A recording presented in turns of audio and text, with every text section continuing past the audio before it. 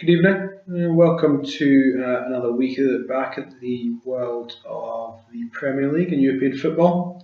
Back from Paris this week to the more austere surroundings of Comley Bank Street. So I confirm, I know there's been a rumour going around that I often film these without any trousers on, so just to put things to sleep once and for all, as you can see I am actually wearing trousers.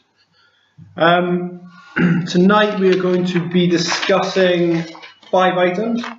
First up, we have Liverpool against Chelsea, the early kick-off on Saturday. A lot of pre-match discussion about the severity of the game when you compare it to last year and the effect that had on Liverpool's title chase, the Steven Gerrard slip, etc.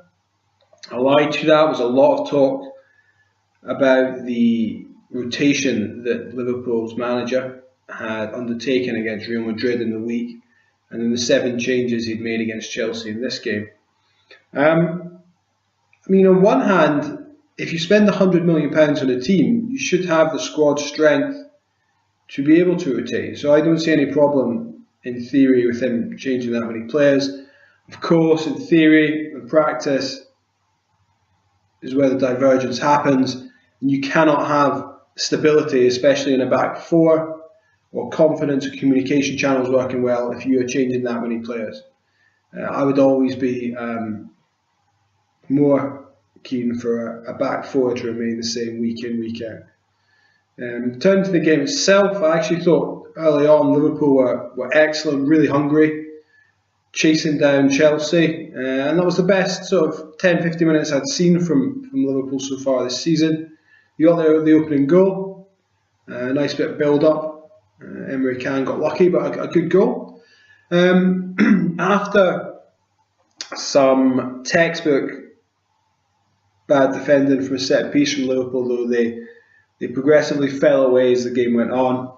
I should just point out that the equalising goal for Chelsea, in my eyes, just shows how effective and useful and what good worth the goal line technology has and will continue to have in the Premier League. Chelsea, after they scored, started to look more confident. Liverpool, on the other hand, started to give the ball away, looked really raggedy in possession.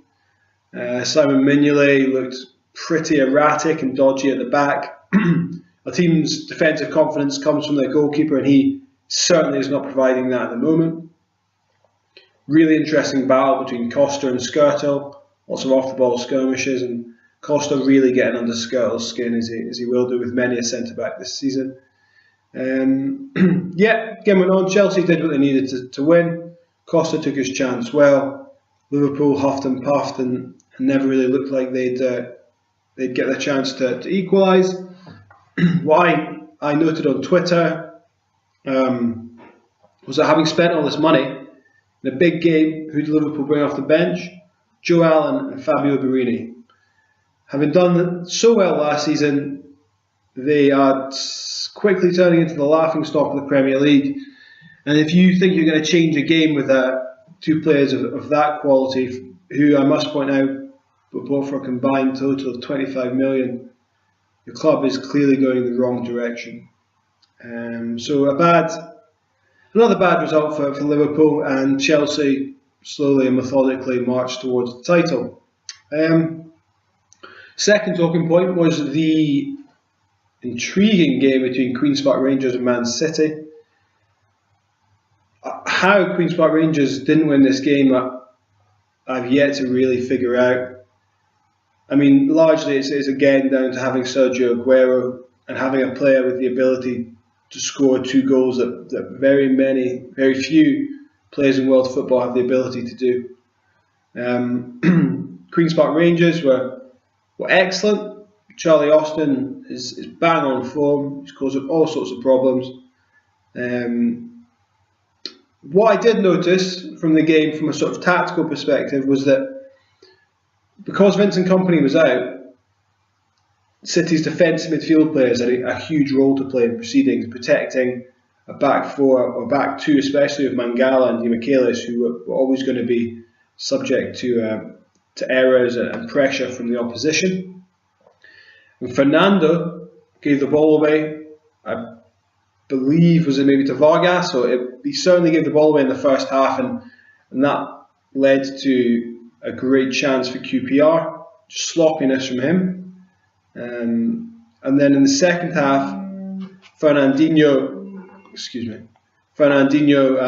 bottled the challenge, which then led to the ball going out to Austin, who swung it in, and that's where QPR got their second goal. So two examples of City's defensive midfield players not doing their job when it was imperative that they did. Again, Sergio Aguero rescued them. And QPR's midfield, the vibrancy of it, the directness of it, Leroy Fer, Carl Henry and Vargas, all willing to work hard, all pressing. They just had too much for City on the day. And Manuel Pellegrini does look increasingly lost and bewildered by what City are doing, or perhaps not actually sort of failing to do. Moving on to the third talking point, Swansea against Arsenal. And as seems to be the case every week for Arsenal, they play some good football. Alexis Sanchez scores, and then there was a late collapse defensively. Now, these defensive collapses should really be of no surprise. When you play an average left back with no height or physical stature at centre back, you're certainly going to get found out in the Premier League, if not also the Champions League. And that's what's happened in the last week.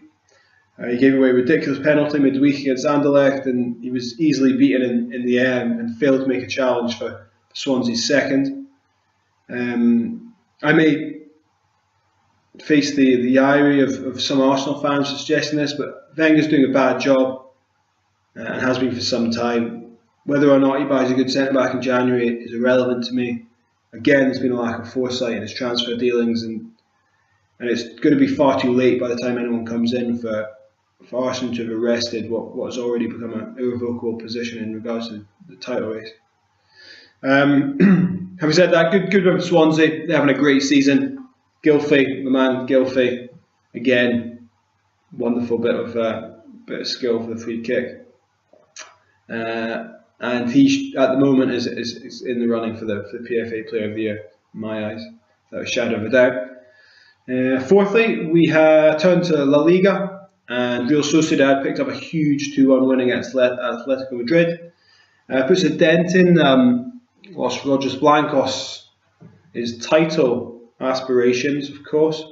And the game itself, Atletico were getting increasingly cynical, which is probably no surprise to people that watch Atletico Madrid on a regular basis, but they really had no desire to win the game. They were holding out for the draw. And the more aspirational and go-getting team won the game. That result perhaps might just be enough for David Moyes to take the job. I see no reason why he couldn't be a success there. I think he's a far superior manager to Chris Coleman.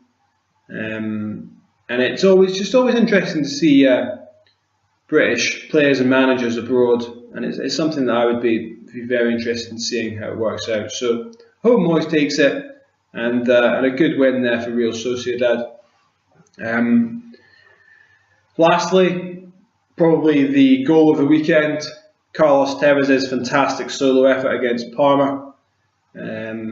Albeit Parma's defence not particularly high quality and we're not at the races, but if you get a chance to watch it, please do. It's a fantastic strike. And this may signal Juventus again moving away. I remember last season Roma were sort of hot on their heels for a period and then started to fall away. Maybe no sign yet that Roma are going to capitulate, but that Juventus team is far superior and probably will go on to win the Serie A title with some ease. Well, that's the end of the weekly vlog. Thanks for stopping by, and I shall see you next week. Arrivederci.